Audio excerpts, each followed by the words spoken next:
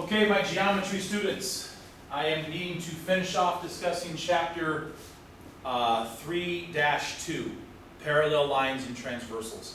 I have nobody working the camera, so my camera work is obviously going to be very limited. It will not be moving. You probably will not be able to see the screen behind me as far as being able to read it. So what you need to do at this point is open up your iPads and get to this chapter. It's page 133. That way you can follow along, because again, you won't be able probably to see it very well. I do want you to be able to see the board. I'm going to try to write as large as I can so you can interpret it. Okay? Alright, so I'm going to start in this problem. Most of my classes I got through this problem. One I did not. I'm starting here, so just bear with me. Okay? It's at least, if nothing else, a good review. So this says in example number 3, find the value of x. So they've given us these three things, 2 in blue and 1 in red. Right? They gave us that this angle is 136 degrees. This angle down here is an equation, 7x plus 9. And then they gave us this number 1 in red, which means we're talking this is angle number 1. This is not a measure, it's an identification marker in red. Okay? It's angle number 1. So I need to figure out how I can use my data to interpret to arrive at the value of x. So if I look at my two things in blue, 136 degrees and 7x plus 9, I hope you can tell there is not a direct relationship between these two. These are not corresponding, they're not consecutive interior, they're not alternate interior or alternate exterior. Okay? However, we can arrive at the value of this because they gave us this as also to understand. Okay? So if I know this is 136 degrees, angle 1, okay, angle 1 forms a straight line. When you take the 136 and angle 1, that's a straight line, which means they are supplementary. Please tell me that all of you by now remember what supplementary means. To arrive at your answer for the measure of angle 1, you just do 180 minus 136, and you get 44. The measure of angle 1 is 44 degrees. How does that help us? Now what you do is you look at angle number 1, and you look at this equation, 7x plus 9, and do they represent any angle pair relationships that you know? The answer is yes. Notice that they are on opposite sides of the transversal. So they are either alternate interior or alternate exterior. Jordan, the answer, of course, is, here's the interior, and both of those angles are outside of that, so they are alternate exterior angles. We discussed this yesterday. Alternate exterior angles are equal. Okay, so what that means is 7x plus 9 equals the same measure we already calculated, 44. And now I just need to do this simple algebra. Subtract 9, 7x equals 35, divide by 7, and x equals 5. This is not 5 degrees. Some of you are writing that on your boards. This is not 5 degrees, it's just 5. The value of x is 5. Okay? All right. Erase. Monitoring progress. Yes, I trilled my R's just for you. Okay? So now you're going to work on this. Hopefully you all have boards. If not, please pause and get boards. We'll wait to pause because let me read first through. Okay, so you've got this diagram and you need to use it for both of these questions. Please assume each question is not related to the other in terms of value. So pause here and solve number 1 and number 2. Okay, now we're back. We look at number 1. The measure of angle 1 is 105 degrees. Okay, find the measure of angle 4 and the measure of angle 5 and the measure of angle 8.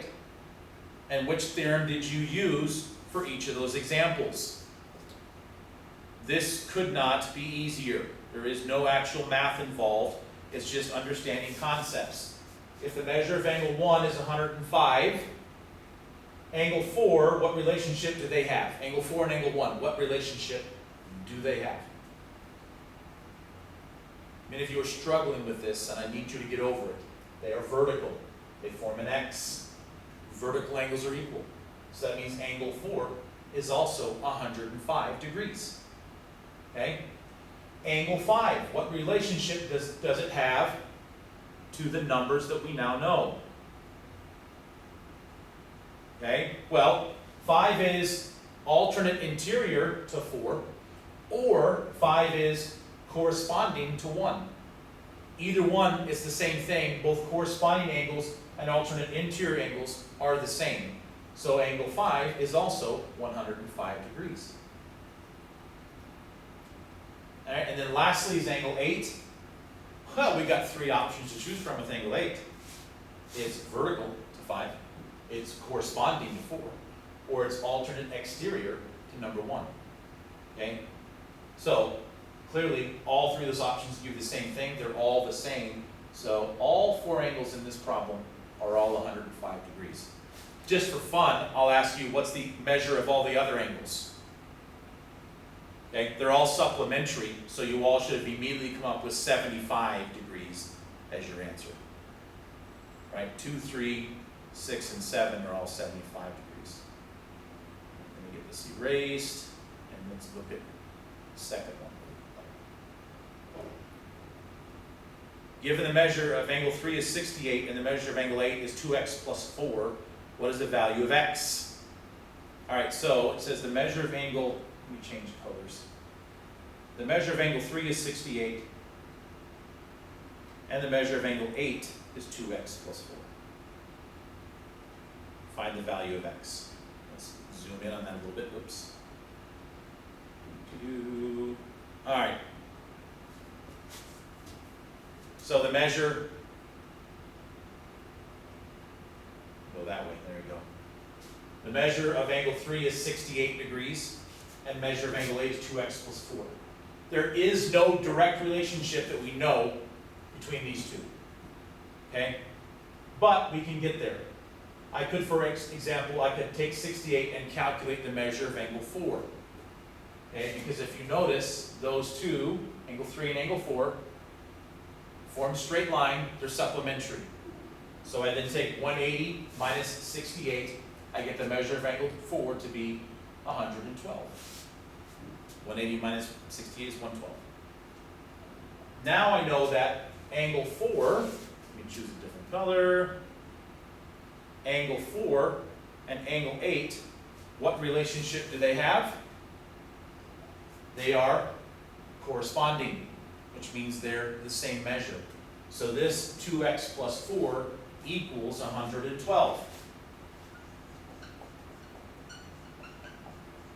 And now I just do the algebra. 2x equals 108, divide by 2, x equals 54. Okay? That's all there is to that. Erase. All right. Proving theorems about parallel lines. I'm going to go through this briefly. This is going to be primarily for my honors students. I'm not going to hold to the regular geometry students to do proofs, but honor students, this is for you. So if you're non-honors class, please forward through until you see me move to the next page, okay? Honor students. It says, prove that if 2 parallel lines are cut by a transversal, then the pairs of alternate interior angles are congruent. And we need to prove that. So here's how that goes about. Here we have the diagram, right? This is again on page, 134. Okay? So here we have, they drew the diagram to show we got 2 parallel lines cut by a transversal. We want to prove that pairs of alternate interior angles are congruent. So your solution, draw a diagram, label a pair of alternate interior angles as angle 1 and angle 2. You are looking for an angle that is related to both angle 1 and angle 2. And so they chose angle 3. Okay? Because angle 3 is vertical here and corresponding there. Remember, we're trying to prove that these two are equal. So angle 3 has a relationship with both of those angles. So if you go back, this is what a true column proof looks like. I'm not going to get heavy into proofs with you all, but you need to know the basics, and this is the basics. Here's what you start with.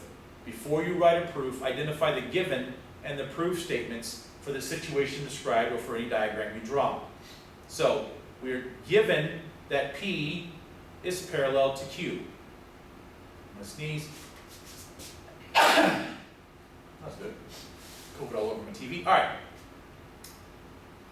We're given that P is parallel to Q, and we want to prove that angle 1 is congruent to angle 2. That's where we want to end. So when that happens is, now when you do your proof, start with your given. Number 1, P is parallel to Q. How do I know that? Because it's given to you. And we're going to end with what we're trying to prove, that 1 is congruent to 2. So now we just need to make the steps to get there. So here's what we look at. Our first thing is, we've chosen this angle 3 because it has a relationship with both angles. What do we know about angle 3 in relationship to angle 2? What is their relationship? Well, they're vertical. And if they're vertical, what does that mean about these two? They're congruent. So your next step in your proof, well, they did it the other way. It doesn't matter which order you put. I did number 3 first. Angle 3 is congruent to angle 2. How do I know that? By the vertical angles congruence theorem, which we've already talked about. That was chapters ago, okay? The vertical angles congruence theorem. We know that vertical angles are equal. So I've proven that angle 3 and angle 2 are congruent. How do I know then that angle 3 and angle 1 are congruent? Well, because they have a relationship of correspondence. They are corresponding angles. Angle 3 is congruent to angle 1 because of the corresponding angles theorem, which we just discussed at the beginning of this chapter. Thus, we can conclude. Look at this from a logic statement. I'm going to write it as a logic statement really quick. This is why we did logic. If angle 3 is congruent to angle 2, and angle 3 is congruent to angle 1, then angle 1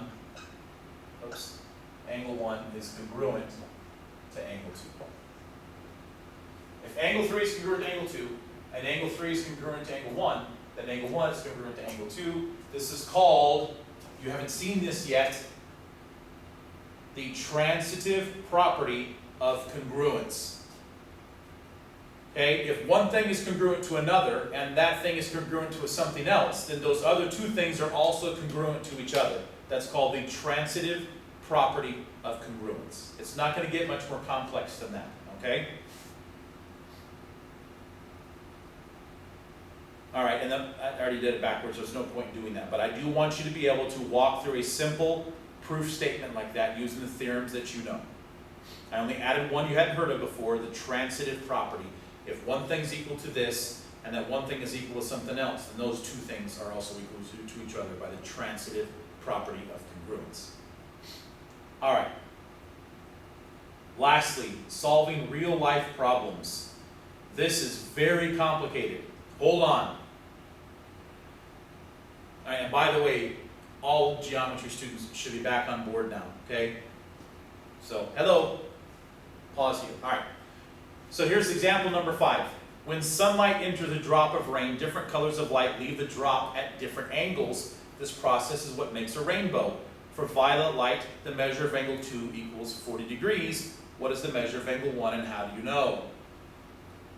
So it's simple science. How do we get a rainbow? Light enters and hits a raindrop.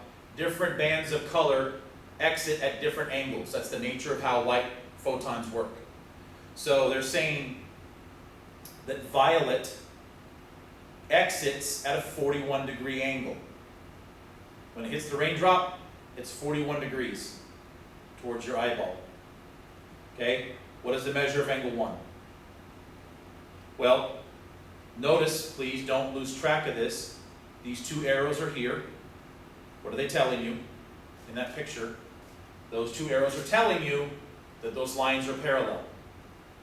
Okay? So what is the measure of angle 1? What is the relationship between angles 1 and 2? Relationship between angles 1 and 2. I hope you can see, this is a transversal, they are alternate interior angles.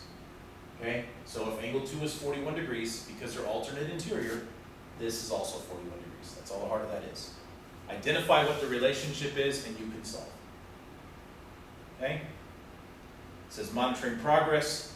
In example 5, if yellow leaves a drop at an angle of 41 degrees, what is the measure of angle 1? I don't know why they did this. This is so basic. It didn't change the nature of the image at all, except just change the angle. It's still 41 degrees. Okay? Easy as it can be. And that is the end of this lesson.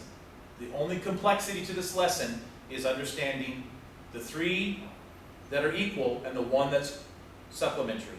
Alternate interior, alternate exterior, and corresponding angles, those all 3 are equal.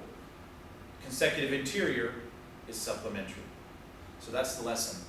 Let's pause here, and you guys can now begin your homework.